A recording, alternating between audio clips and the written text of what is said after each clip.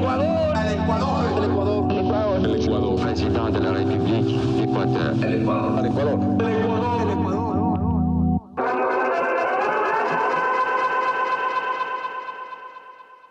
Buenos días. Buenas tardes. O buenas noches. Depende mucho del uso horario en el que nos estés escuchando. Bienvenidos a una sesión más de la historia con Wi-Fi. Mi nombre es Johnny Manrique. Mi nombre es Leonardo Waldo. Y el día de hoy, en el episodio número 33, Edad de Cristo, venimos a conversar sobre uno de los personajes más memorables en el deporte. No solo en Ecuador, sino también en el mundo. Leonardo, ¿de quién vamos a hablar el día de hoy? El día de hoy vamos a hablar de fútbol.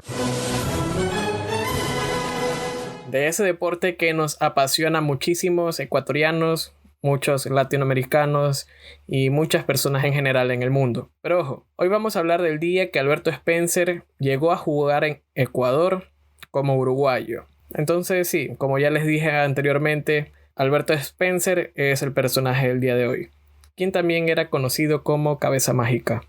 Asumiría que el apodo de Cabeza Mágica se da porque era tremendo artista en los últimos minutos y cuando Peñarol, Barcelona o la selección ecuatoriana tenía una oportunidad, era medio gol con él en el área.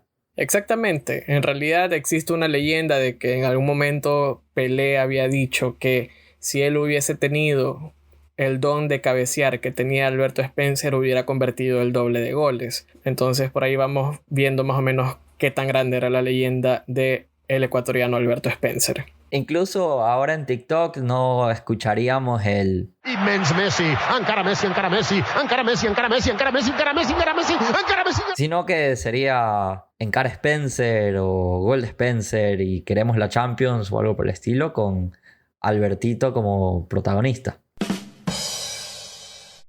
Y para hablar de un personaje de la característica, de la grandeza, de la leyenda de Spencer, primero hay que dar una pequeña biografía, como ya siempre hacemos en este espacio. Alberto Pedro Spencer Herrera nace en Ancón, un pueblito pequeño de la península de Santa Elena, como él mismo lo reconoce en una entrevista con Pelé, el 6 de diciembre de 1937. Sí, yo soy nacido allá. Libertadores, perdón, corrigiendo la Libertadores, ¿no? Sí, soy nacido en un pueblito muy pequeño allá en Ecuador. Ancón se llama. Se extrae el petróleo, hasta ahora se extrae el petróleo ahí en esa parte del Ecuador. Y a la edad de 13, 14 años subí a Guayaquil, que es el puerto principal, y me enrolé en el Club Everest de primera división de allí de la ciudad. Alberto tuvo una infancia tranquila, tan tranquila como puede ser la vida al pie del Océano Pacífico. Ah, no, qué delicia de infancia. Imagínate, terminas las clases, caminas un poco, la playa cerca, el sol, amigos, destino soñado para vivir. ¿Qué música habría escuchado Spencer en la época si hubiera tenido acceso a Spotify y un celular y con un parlantito pequeño de $5? Yo me imagino algo como Me fui de vacaciones con mucha cerveza y canciones. Un shot por las buenas amistades y por las bendiciones. Las jornadas las dividía en dos: ir a la escuela por las mañanas y salir corriendo a la canchita de tierra con arcos de madera por las tardes. Él, sin dudas, era el más habilidoso del pueblo. Teniendo 8 años ya jugaba contra los de 14, que le sacaban muchos centímetros de altura y corpulencia. Pero él era rápido, él era habilidoso y tenaz con el esférico de cuero. Spencer no tenía miedo a saltar para cabecear a los balones, algo que los otros niños y chicos sí. Y es que, como lo mencioné anteriormente, el balón era de cuero. No eran como los de ahora, que utilizan cuero de poliuretano texturizado que permiten que el balón sea aerodinámico y liviano y esas cosas. No, las pelotas con las que jugaron nuestros abuelos e incluso nuestros padres eran súper pesadas. Eran duras, casi que como cabecear un piano. No, yo me imagino todas esas marcas y el terror al intentar cabecear. Incluso acá lo podemos asociar con las personas que juegan Ecuavoli. No sé, Waldo, si en algún momento ha jugado, pero con las pelotas que hay te dejan todo el antebrazo marcado. No, pero sí, con los balones de ahora que te den un balonazo en la cara o en tus zonas bajas es el peor dolor del mundo. Imagínate con esos balones de cuero. Era para que quedes soñado y con una contusión al hospital. Y que, por cierto, en algunos países como en Inglaterra existe una reglamentación que prohíbe que los niños cabeceen el balón hasta que cumplan al menos 12 años por los efectos colaterales que le puede traer en su desarrollo, que puede llegar a tener contusiones por la propia fuerza de los disparos, de los cabezazos y del peso del balón. Para que tengan una idea, el balón así por así pesa cerca de 1 libra. Pero aquí vienen cosas de física, de la fuerza del impacto, que se siente con un mayor peso. Pero para eso tendríamos algún amigo del Sport que nos puede explicar. Aprovechando el comentario de las contusiones y los impactos, hay una película de Will Smith en 2015 en la que relata cómo a los atletas de fútbol americano han sufrido consecuencias muy graves en su cerebro por este constante golpe e impacto en la cabeza, incluso teniendo cascos. Pero bueno, imagínate si le das todo el día un coco en la cabeza, como dice Bad Bunny en su canción de Un Verano Sin Ti. Si me cae un coco en la cabeza y me borra mi vida entera. Pero bueno, este episodio no va de Bad Bunny, no va de la playa, va de Spencer. A veces pareciera que quienes sufren de contusión somos nosotros, que empezamos a divagar y nos salimos de todo lo que dice el guión, mientras que las personas que nos van escuchando en el bus o en el carro a sus trabajos se van preguntando como que ¿por qué están hablando de Inglaterra si estamos hablando de Spencer? Vamos a tener una pequeña relación más adelante, ¿no? Tranquilos. A Alberto le gustaba cabecear el balón, y es que parecía que tenía un don. Se suspendía por los aires como los basquetbolistas y parecía que se congelaba el tiempo mientras el balón llegaba a su frente. Casi siempre, el balón terminaba en las mallas. Luego de entrar al Club Los Andes, en la península, va al Everest, un club grande del fútbol guayaquileño. Su hermano Marcos era futbolista en este club, por lo que su ingreso sería más fácil, entre comillas. Y es que Alberto en realidad no necesitó de ninguna palanca. De una demostró su calidad, potencia y proyección. Con 17 años ya debuta un 29 de junio de 1955 frente a nada más y nada menos que Emelec, en un partido que perdería por 3-1. Una semana después convertiría su primer gol contra el 9 de octubre, cuando aún no era el equipo que está dominado por cierta familia hoy en día. En Everest, Alberto Spencer jugó durante 4 años, hasta que en 1959 es fichado por el Club Atlético Peñarol de Montevideo. Su fichaje no costó 150 millones como Antoine Griezmann, no costó tampoco 90 millones como Cristiano en 2009, o los 80 millones que pagó el Manchester United por Harry Maguire. Ni siquiera costó los 50 de Camavinga al Madrid, ni otros 17 que invirtió el Manchester United por Toño Valencia ya por el 2009. ¡Wow! Peñarol pagó 13, pero no 13 millones. Fueron $13,000 por el pase de Alberto Spencer. Ahora, tenemos que entender que el fútbol hace 60 años no movía la cantidad enferma de dinero que mueve hoy en día. Ni publicidad, ni camisetas, ni todas estas variables. Además que también tenemos que contemplar la inflación y muchas cosillas que quizás lo dejamos para otro momento. Y la verdad es que esos $13,000 le salieron baratísimo a Peñarol, ya que ficharon a un futbolista por 11 años que no iba a ser un calientabancas, no iba a ser el típico que les pasa el agua a los jugadores, era la estrella del equipo. Si hacemos la conversión aproximada de la inflación de esos $13,000 a la actualidad, estamos hablando de que, siendo generosos, serían $120,000. Es decir, ni siquiera $1/8 million.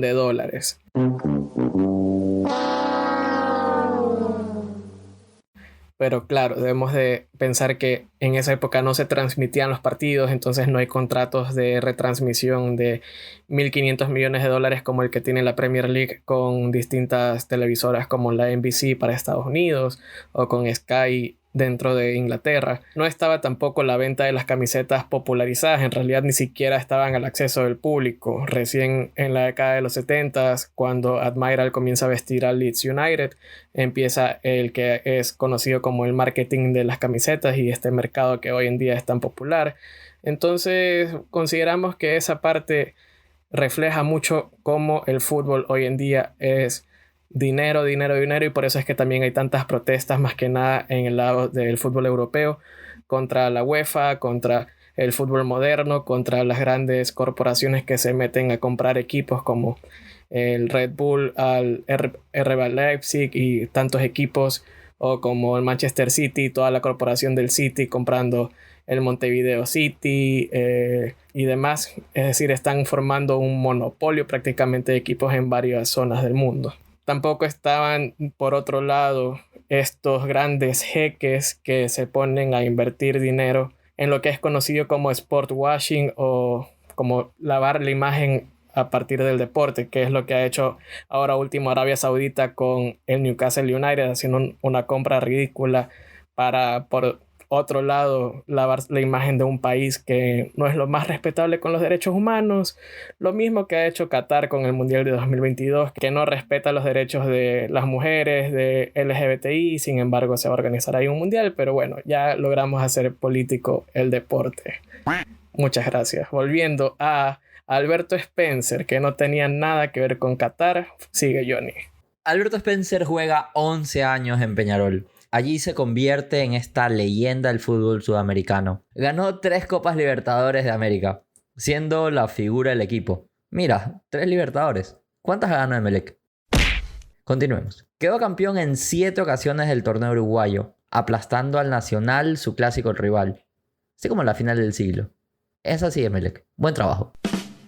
Ganó 2 copas intercontinentales. En 1961 ganando el Benfica de Portugal en 2 de 3 partidos. En Montevideo, Peñarol gana por 5-0.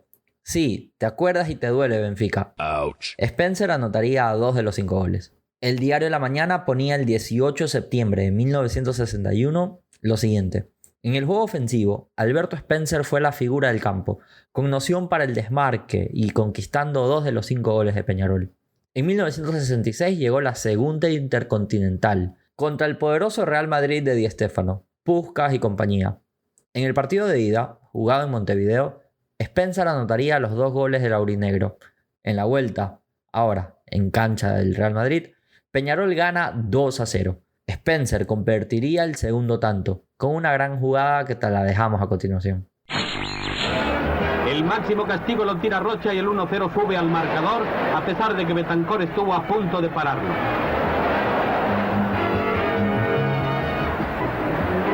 10 minutos después, Spencer consigue el segundo tanto con un tiro bajo y preciso.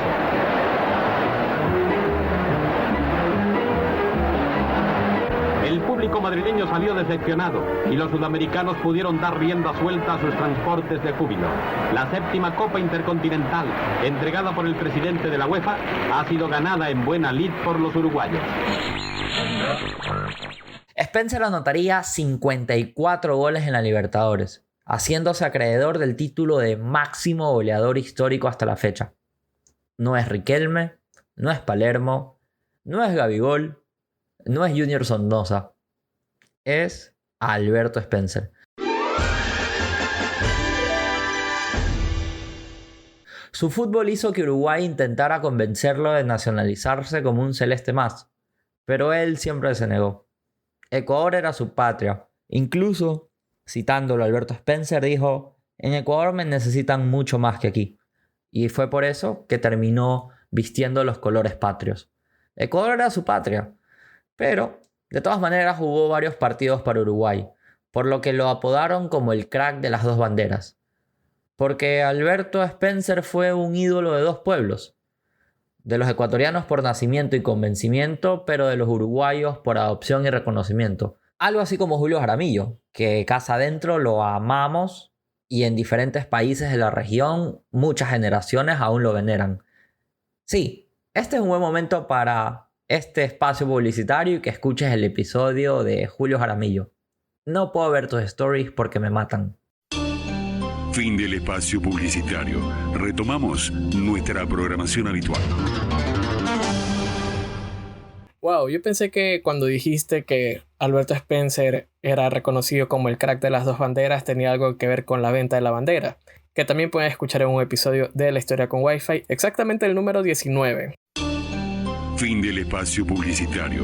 Y aquí es donde nos queda por pensar cómo este futbolista que estuvo tanto tiempo afuera en una época en la que los futbolistas ecuatorianos no salían a otros lugares y teniendo la oportunidad de jugar para una selección que tenía más chances de llegar a un mundial que Ecuador en la época, que fue una de las grandes deudas de Spencer, cómo él nunca cambió a su patria. Y aquí es donde debemos de pensar en futbolistas que se nacionalizaron ecuatorianos y decidieron acoger a la tricolor como su segundo hogar y su segunda bandera. Por ejemplo, uno de los casos más icónicos y que está en la actualidad es Jeremy Sarmiento, quien pudo haber jugado para Inglaterra, pudo haber jugado incluso para España, pero decidió jugar para Ecuador y ahora está a punto de jugar un mundial. Otros ejemplos que se me ocurre que podríamos mencionar son Marcelo Elizaga, cuando le tapa un penal a su selección en la que nace, que es Argentina, a Carlos Tevez en el Atahualpa en el año 2009. O quizás, por nombrar a unos cuantos, Ariel Graciani, podemos mencionar al Cookie Juárez. Acá también deberíamos mencionar a Carlos Alberto Raffo,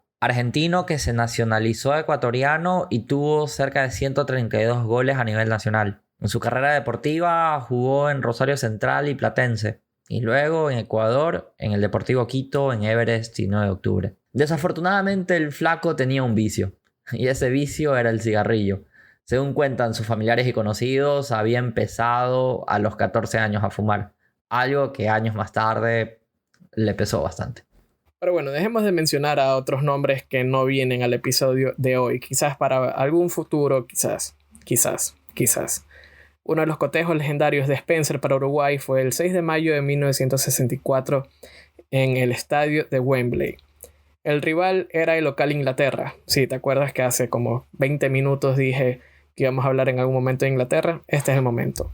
La selección inglesa tenía un equipo titular que 2 años más tarde quedaría campeona del mundo. Cabeza Mágica anotó el primer gol de la historia de Uruguay en la Catedral del Fútbol para poner el 1-0. Lamentablemente el partido terminaría 2-1 a favor de Inglaterra. ¿Te imaginas a Alberto Spencer celebrando sus conquistas? Hoy en día tenemos la referencia a nivel global de Cristiano diciendo: muchas gracias, afición, este es para vosotros. ¡Sí! Es más, y me parece tan fantástico que cuando Cristiano o el hijo incluso anotan, todo el estadio dice ¡sí! Imaginémonos a Alberto Spencer calentando previamente al partido. No sé qué clima, pero estoy segurísimo que hacía frío. Y viendo a todos los espectadores allí en medio del terreno de juego. Esto también me hace recordar al calentamiento icónico de Maradona, que sonaba algo como esto.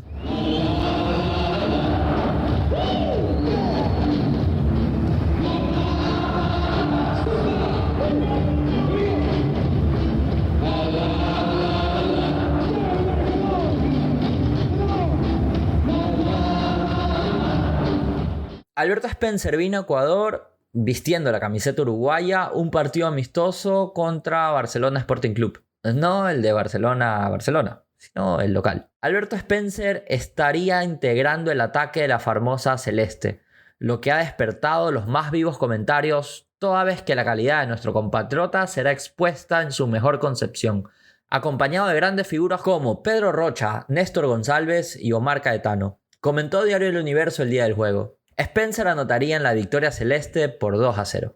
Spencer dejó Peñarol en 1971 para jugar en Barcelona y Guayaquil, donde se retiraría al final de esa temporada. Spencer participaría también en la Hazaña de la Plata, ese partido en el que Barcelona terminó con el invicto de Estudiantes de casi 3 años sin perder. 446 goles, 54 tantos en Libertadores, goles en las 3 finales de Libertadores que ganó, segundo máximo goleador de la historia de las Intercontinentales, solo por detrás de Pelé y tan solo por un gol. Autor del primer hat-trick, póker y repóker en la Libertadores. Chuta, hablando con todas estas cifras, ¿cuánto costaría Spencer hoy en día?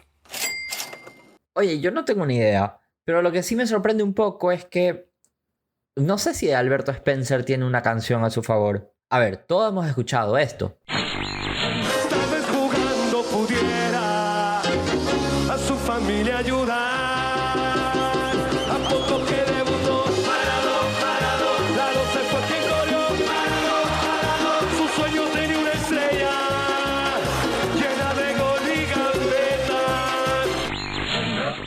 Y esta es una de miles. Ahora, actualmente podremos escuchar algo como...